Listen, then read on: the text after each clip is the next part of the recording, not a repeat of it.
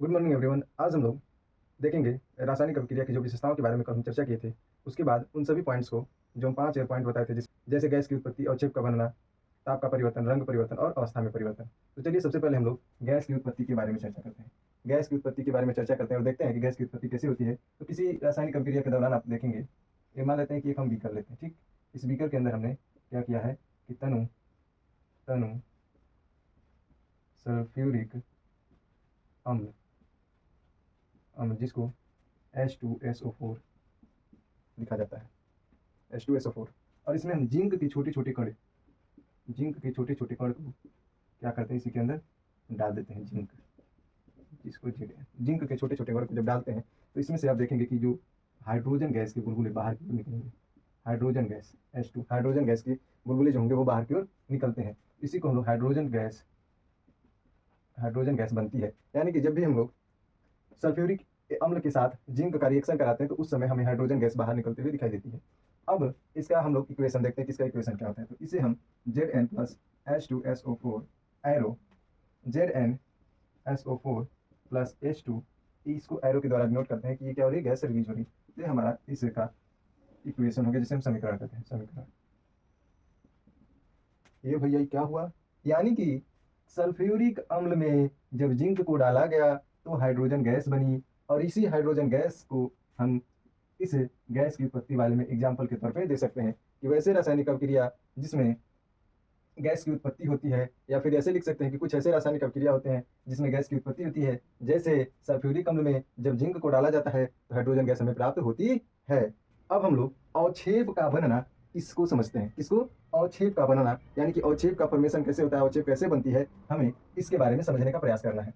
तो अवक्षेप के लिए आपको एक इक्वेशन होता है बेरियम क्लोराइड और सल्फ्यूरिक एसिड H2SO4। यानी कि जब बेरियम क्लोराइड को, किसको, बेरियम क्लोराइड को सल्फ्यूरिक एसिड के साथ रिएक्ट कराया जाता है तब यह बेरियम सल्फेट बनता है, बेरियम सल्फेट बनता है। और HCl जो एक्वस फॉर्म में होता है यानी जलीय रूप में, और यह बेरियम सल्फेट क्या होता है कि आपको solid solid S for solid के रूप में उसी विलयन में पेंदी में जाके बैठने लगता है, और यही सॉलिड पार्ट हमें अवक्षेप कहलाता है। यही जो ठोस के रूप में हमें प्राप्त होता है उसको अवक्षेप कहते हैं। और इसको हम लोग बेरियम क्लोराइड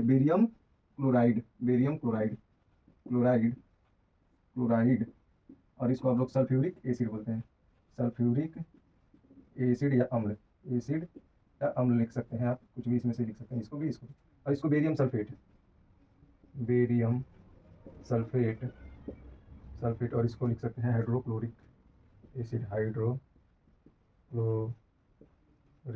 एसिड,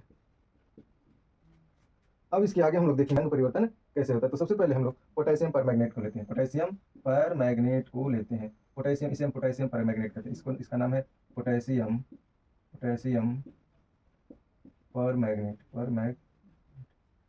परमैंगनेट। और इस पोटेशियम परमैंगनेट को जब हम लोग लेते हैं और इसके साथ नींबू जिसमें कौन सा रस होता है, सिट्रिक, जिसमें कौन सा, सिट्रिक होता है, सिट्रिक, उसको जब हम लोग क्या करते हैं, इसे पोटेशियम परमैंगनेट के साथ मिलाते हैं तो इस पोटेशियम परमैंगनेट का जो कलर होता है वो बैगनी होता है। कैसा होता है? बैगनी होता है। कैसा? बैगनी। और यह जब नींबू के साथ रिएक्ट करता है तो इसके जो कलर होते हैं धीरे धीरे डिसअपियर, यानी कि गायब होने लगते हैं। क्या होते हैं? गायब होने लगते हैं। और जब गायब होने लगते हैं तो यह फिर धीरे धीरे कलरलेस हो जाता है, यानी कि इसका जो कोई होता है कि रंगहीन हो जाता है, इसमें रंगहीन नहीं रहता है। ये क्या हो जाता है? रंगहीन हो जाता है। इसके बाद हम लोग जानेंगे और चौथा, अवस्था में परिवर्तन। फोर्थ में देखते हैं अवस्था परिवर्तन। अवस्था परिवर्तन के लिए आपको एक कैंडल को ले लेते हैं, कैंडल जो कि मान लेते हैं जल रहा है, कैंडल मोमबत्ती जिसको हम लोग बोलते हैं, मोमबत्ती। और यह मोमबत्ती जब बर्न की जाती है तो ये धीरे धीरे रिएक्ट करते हैं, और रिएक्शन करने के बाद फिर कुछ पार्ट क्या होता है कि गैसेस फॉर्म में वायुमंडल में चला जाता है, कुछ भाग हल्का फुल्का भाग लिक्विड फॉर्म में आपको दिखाई देता है। तो यानी कि इसकी जो अवस्था होती है वो क्या होती है? परिवर्तन होती रहती है। अब अगला पॉइंट है ताप परिवर्तन। ताप में परिवर्तन। ताप परिवर्तन के बारे में हम लोग देखते हैं। ताप परिवर्तन में दो तरह के परिवर्तन को देखने को मिलता है। एक उष्मा शोषी होता है, और दूसरा होता है उष्मा छेपी। यानी कि ताप परिवर्तन जब भी होगा तो या तो रासायनिक अभिक्रिया के दौरान उसमें उष्मा को ऑब्जर्व कर लिया जाएगा, अवशोषित कर लिया जाएगा, जिसको हम लोग उष्मा शोषी के नाम से जानते हैं, या फिर रासायनिक अभिक्रिया के दौरान वह उष्मा को बाहर निकालेगा, तब उसे हम उष्मा छेपी कहते हैं। यानी कि वैसी रासायनिक अभिक्रिया जिसमें अभिक्रिया के दौरान ऊष्मा का क्या हो अवशोषित होते हैं उसे ऊष्माशोषी कहते हैं, और जिसमें ऊष्मा बाहर निकलती हो, जिस अभिक्रिया में ऊष्मा का बाहर निकलना होता है, उसे ऊष्माक्षेपी के नाम से जानते हैं। फॉर एग्जाम्पल हम लोग देखते हैं, जैसे कि चूना को लेते हैं CaO प्लस, इसको वाटर के साथ रिएक्ट कराते हैं H2O।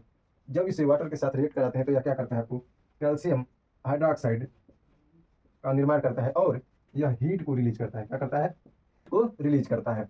जैसे कि आप लोग अपने घर में देखे होंगे कि जब पेंट करने के लिए जो चूना आता है, अगर उसे पानी में रखते हैं तो उसमें से बुलबुले आने लगते हैं और कुछ समय के बाद हीट हो जाता है। अगर आप एक बीकर ले लें, क्या लेते हैं, एक बीकर लेते हैं और इस बीकर को पानी भर देते हैं। इस बीकर में क्या करें, पानी भर दें।